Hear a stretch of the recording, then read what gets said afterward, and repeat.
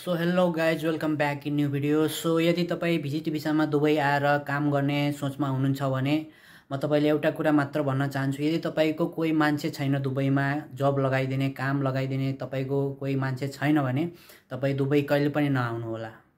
समयको र पैसाको बर्बादी मात्र हुन्छ, किनभने तपाईँ आफै आएर यहाँ तपाईँले आफैले स्पोन्सर गरेर यहाँ तपाईँ जब खोज्न चाहिँ एकदम अलिकति धेरै नै गाह्रो छ।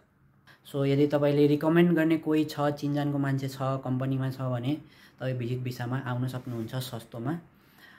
कुनै एजेन्ट मार्फत आउनु पर्दैन। भिजिट भिसा वर्क भिसाभन्दा सस्तो छ, किनभने यसमा भिसाको पैसा मात्र लाग्छ। भिजिट भिसाको पैसा मात्र लाग्छ 18 देखि 20,000 र तपाईँको टिकटहरू लाग्छ र जहाँबाट अप्लाई गर्नुहुन्छ त्यो दलालले बरु थोरै मोरै पैसा खाला। तर भिजिट भिसामा आउँदै गर्दा तपाईँले यहाँ बस्ने खर्च, लिभिङ कस्ट त्यो पनि त तपाईँले एड गर्नुपर्ने हुन्छ। लिभिङ कस्टहरू एकदम हाई हुन्छ र तपाईँ 14 दिन कति दिनको भिजिट भिसा हुन्छ, 30 दिन कि 60 दिन कि कति दिनको तपाईँ भिजिट भिसामा आउनुहुन्छ, त्यसको सबै खर्च लिएर तपाईँ आउनुपर्ने हुन्छ। यदि तपाईँको यहाँ कोही मान्छे छैन भने रिकमेन्ड गर्ने, यदि हो तपाईँको कोही मान्छे छ रिकमेन्ड गरिदिन्छ, जब लगाइदिन्छ कुनै। अब म चाहिँ होटल इन्डस्ट्रीमा हो। होटल इन्डस्ट्रीमा यदि तपाईँको कोही छ चिनजानको, तपाईँसँग कुनै स्किल छ, तपाईँ होटल म्यानेजमेन्ट पढ्नु भएको छ अथवा कुनै तपाईँको स्किल छ, एक्सपिरियन्स छ भने तपाईँ एक्सपिरियन्स लेटर बनाएर, सिभी बनाएर, कभर लेटर बनाएर तपाईँ भिजिट भिसामा दुबई आएर मजाले जब गर्न सक्नुहुन्छ। र भिजिट भिसा तपाईँलाई काम गर्न अलाउ गर्दैन।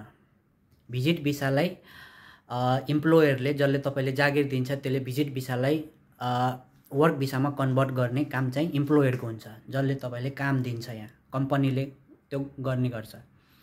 यदि तपाईँले भिजिट भिसामा काम गरेको कतै भेट्नुभयो भने तपाईँले फाइन लाग्न सक्छ, डिपोर्ट गर्न सक्छ, आफ्नो देशमा पठाउन सक्छ र तपाईँको ब्यान पनि गर्न सक्छ तपाईँलाई।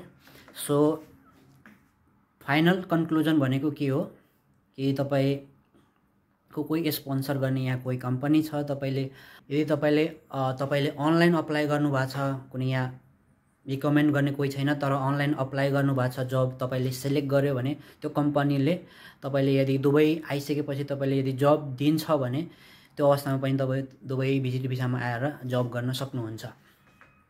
र म आफ्नै कहानी सुनाउँदाखेरि म आफै दुबईमा 2 महिनाको भिजिट भिसामा आएको थिएँ र म चाहिँ होटल म्यानेजरको इन्टर्न गर्न आएको हो र भिजिट भिसामा आएँ र कलेजले चाहिँ मेरो जुन होटलमा म अहिले जब गर्दैछु त्यो होटललाई इन्फर्म गरिदिएको थियो र त्यो होटलले मलाई मेरो भिजिट भिसालाई वर्क भिसामा कन्भर्ट गरेको थियो, जसले गर्दाखेरि मलाई सजिलो भयो। त्यसपछि होटलले नै मलाई एकोमोडेसन दियो, बस्ने ठाउँ दियो, त्यसपछि सबै कुराहरू अब सबै यहाँ आइसकेपछि स्यालेरीहरूदेखि लिएर सबै कुराहरू चाहिँ निश्चित भयो।